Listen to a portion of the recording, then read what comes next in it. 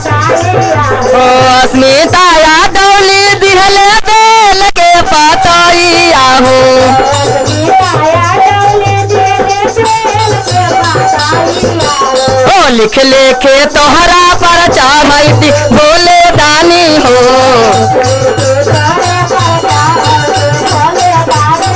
ओ लिख लेके रौड़े पर चढ़ैती बोले दानी हो।